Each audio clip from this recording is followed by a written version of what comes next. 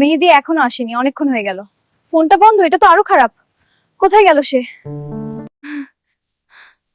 কিরে মায়া, কি হয়েছে? তোর মন খারাপ কেন? মেহেদি এখনো আসেনি আর মোবাইল বন্ধ, কি করব বুঝতে পারছি না। মেহেদির কি হয়েছে?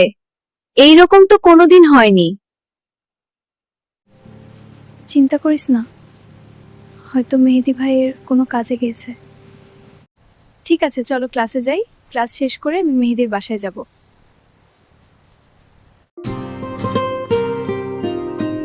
একদিন তোমায় না দেখলে বন্ধু, মন আমার কেমন করে।